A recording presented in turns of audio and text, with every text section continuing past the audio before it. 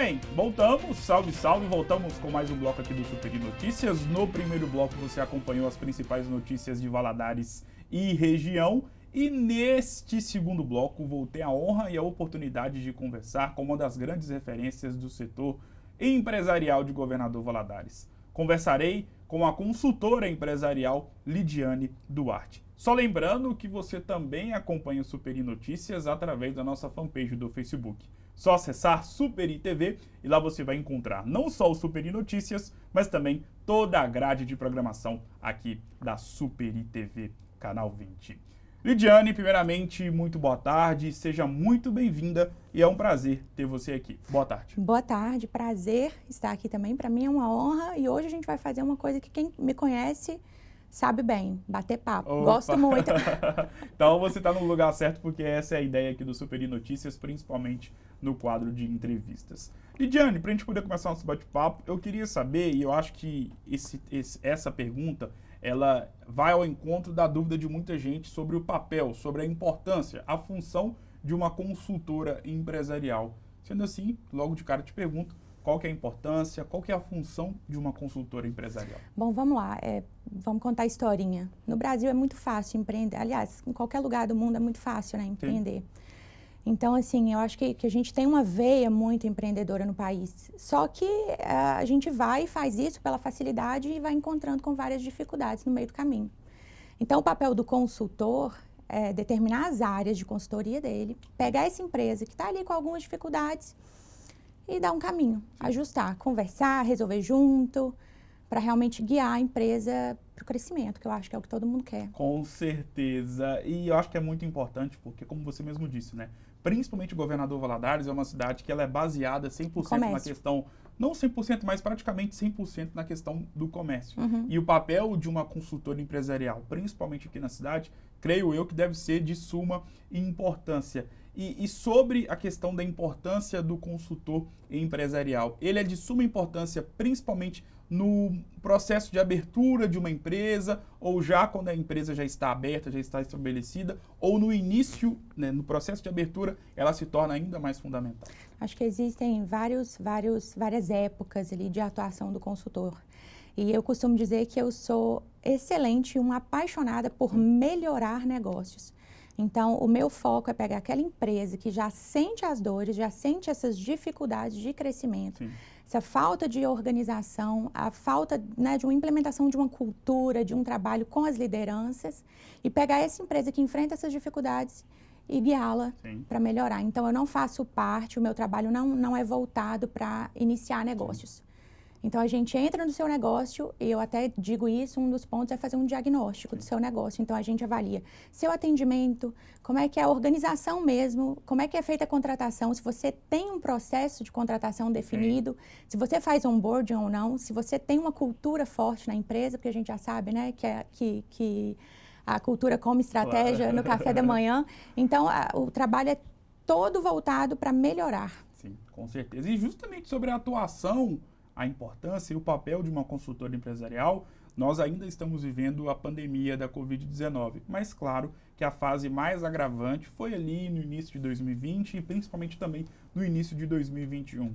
Na pandemia, você que tem contato também com outros profissionais que atuam na mesma área que você, na pandemia, o papel de vocês foi ainda mais requisitado? Vocês tiveram uma importância ainda maior para as empresas? Na verdade, na pandemia, nós confirmamos que o nosso trabalho realmente é vital. Eu explico. Algumas empresas que a gente trabalhava ali há 3, 4 anos, a gente começou a modificar a forma de atendimento. Era um atendimento muito robotizado, muito contato humano, muito presencial. Como é que era feita a venda? O cliente precisa vir na loja e tudo mais. Então, a gente começou a já estruturar isso, porque, né, novos tempos, a gente tem que se adaptar. Sim. Então, quando a gente entrou na pandemia, a gente confirmou, olha, realmente, o que a gente faz é de suma importância. Essa empresa aqui estaria em maus lençóis, sim, se tivesse continuado com o mesmo padrão de atendimento que era quando a gente entrou. Então, assim, eu sei que muitas empresas, não são dados, é inegável que muitas empresas passaram por muitas dificuldades no período da pandemia, mas não foi o caso dos meus clientes, graças a Deus. Sim. Então, assim, nenhum deles. A gente, muito pelo contrário, cresceu. E eu trabalho muito com telecom também, Sim. né? E foi uma área que cresceu muito na pandemia. E como você mesmo disse, pelo menos olhando os seus clientes, Uhum. eles não tiveram problemas maiores mesmo na pandemia. Uhum. E para uma empresa ter sucesso, principalmente no momento de dificuldade tem sido a pandemia, o que ela precisa ter? Como ela deve se portar dentro do mercado? Olha, eu acho que o primeiro ponto, o primeiro requisito é a paixão pelo negócio. Eu acho que o empreendedor, ele precisa, e a gente faz uma pesquisa Sim, antes, claro. quando o cliente nos procura, porque a gente quer saber o nível de maturidade, o nível de paixão, porque a gente quer trabalhar e entregar resultado. Claro. Então, ele precisa ser um apaixonado, ele precisa acordar todos os dias pensando no negócio dele e no que fazer para crescer. Não tá bom para mim, eu quero crescer. O que eu posso fazer ainda mais? O que eu posso melhorar ainda mais? E o segundo ponto é a organização, conhecimento aliado à organização. Sim, muito interessante, né? E planejamento, conhecimento, Planejamento, imagino exatamente. que são pilares que são Eu marcantes, acho que primordiais. essa, na verdade, é uma das maiores dificuldades para os empreendedores. É mais essa questão mesmo da organização. A gente percebe isso claramente. Pode falar, pode completar. É uma dificuldade de ver um problema e saber resolver, sabe? De enxergar aquele problema, bom, como eu resolvo? Detectar o foco, de onde isso está surgindo, por que eu não consigo ir para frente. Então, a gente conversa muito até que essas coisas estejam bem claras.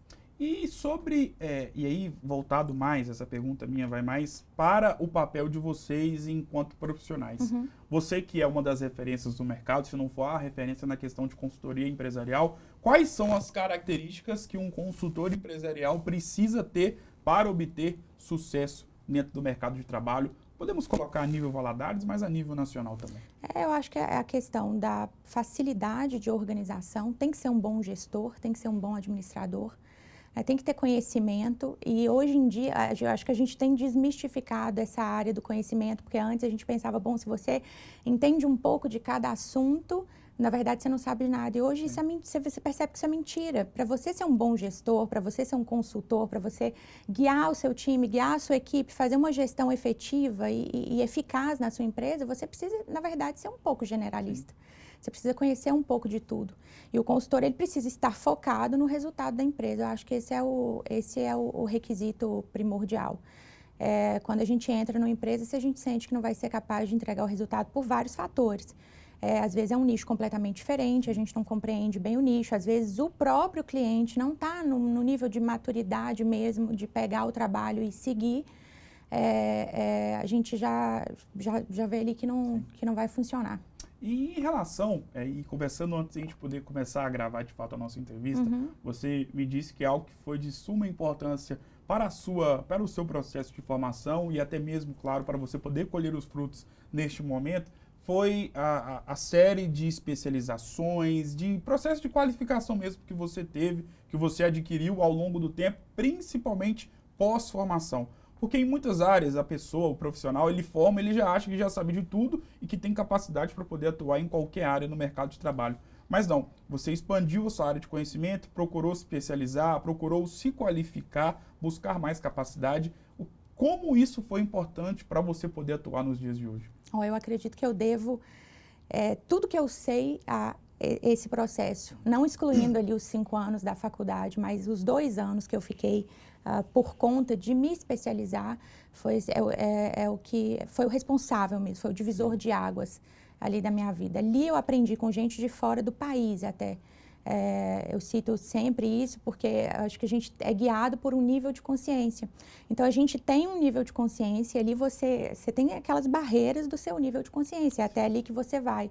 Então, foi ali que eu comecei a expandir o nível de consciência e trazer um trabalho diferente para as empresas, atuando na prevenção, aliada à organização e crescimento das empresas. Então, a gente começou lá no passado com a blindagem preventiva empresarial, eu trouxe isso para cá, apesar de hoje em dia não ser tão novo assim, já tem algumas pessoas falando sobre isso, algumas outras pessoas falando sobre isso, mas e daí partiu o meu entendimento de que a empresa é um organismo vivo. Então, a gente começou lá na blindagem empresarial, sou advogada, então comecei essa empresa está recebendo muita demanda dessa natureza, desse assunto. Sim. Por que ela está recebendo muita demanda desse assunto? Vamos olhar o que ela está fazendo para esse problema acabar acontecendo. Então, a gente tinha, assim, um turnover, né, que é a rotatividade dos funcionários altíssima, ações trabalhistas, ações consumeristas, ações cíveis, num volume muito grande. Nessa empresa que eu te falei, é uma empresa que tem aproximadamente 200 funcionários.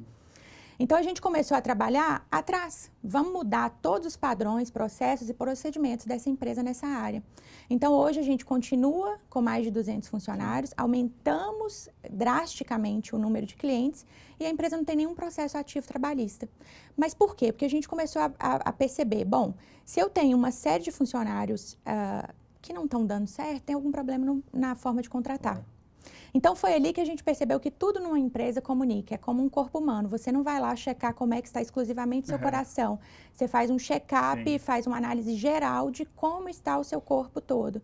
Então, assim, a gente trabalha até mesmo na postura, na linguagem corporal dos funcionários, né? Percepção é realidade. Então, se o seu cliente chega na sua empresa, a forma com que você conversa com ele, a forma com que ele enxerga, você está emitindo mensagens. Claro. E qual a mensagem que a empresa quer emitir? Então, o trabalho é profundo nesse nível.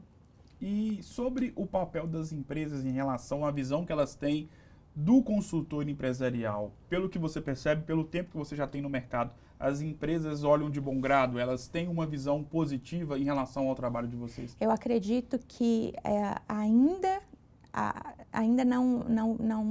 não posso considerar que esteja corrigida. Realmente tem muito preconceito, porque realmente é uma área que não é muito difícil você encaixar ali, talvez uma competência que você não tenha. Então, por isso, eu acredito que isso ficou muito mal visto. Mas agora, eu estou sentindo que isso vai virar. Justamente pela necessidade, talvez até impulsionado, né, pela pandemia, pela crise, a necessidade de crescimento que as empresas têm atualmente. Bom, então, do nada, eu tenho aqui uma crise e eu olho para um lado e para o outro e não sei o que fazer. Eu preciso de alguém. Quem? Aí cabe ao empreendedor, assim como contratar direito, saber achar os profissionais no mercado que realmente entregam resultado.